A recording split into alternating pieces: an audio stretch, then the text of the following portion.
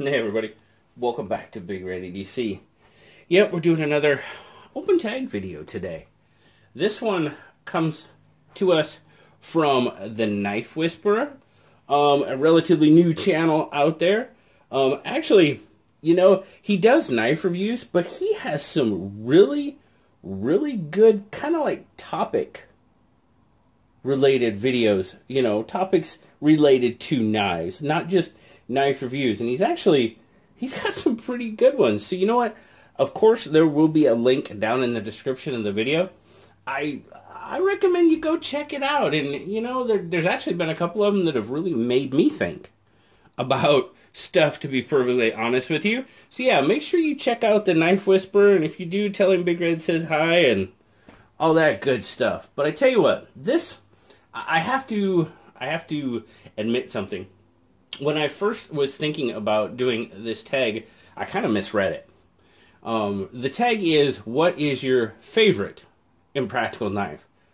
Well, I was kind of off on another tangent, and I was looking for my most impractical, you know, my most impractical knife, not my favorite.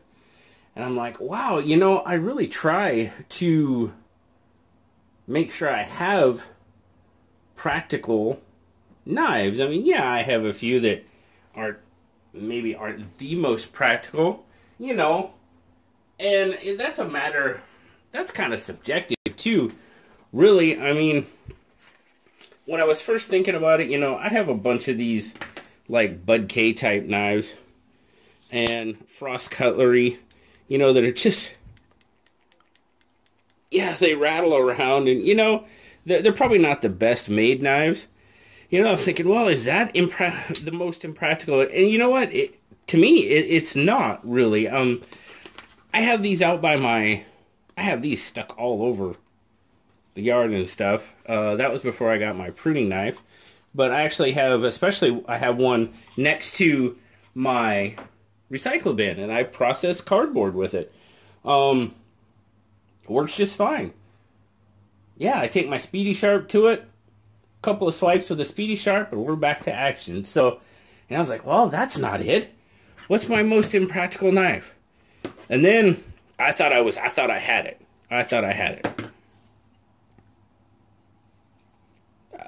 I was like, you know, I don't know why I have a karambit, to be perfectly honest with you. And that is sincerely honest. Because, I mean, they're made for fighting. And trust me, I don't plan on getting into a knife fight anytime soon. I'm getting old. I don't heal quick. I've never been trained to use one. So I'm like, yeah, that is definitely the most impractical knife I have. Right on. Well, I was checking out his latest video, and I saw the title to the video, to the actual tag video, and I was like, oh, that's his favorite impractical knife. I was like, that's easy, man. What my favorite impractical knife? That's not even a question. It's that one right there, without question. That is my favorite impractical knife. Well, what makes it so impractical? Well, you know, we'll zoom out here. Well, size, for one. I'm definitely not EDCing this thing anytime soon, because it's huge. But I mean, it's a perfectly good working lockback knife. It locks in really well. Obviously there, it says Navy on it. I mean, I've shown this knife a few times. I've even done some cut tests on SKL in different videos when people have asked. But this was a Christmas gift from my son. And it makes a great desk knife. I mean, it's Navy. He was really bummed that it had an aircraft carrier on it, because he was trying to find a submarine, but he couldn't find one with a submarine. So he got this one, which is awesome. There's nothing wrong with that. It's still Navy.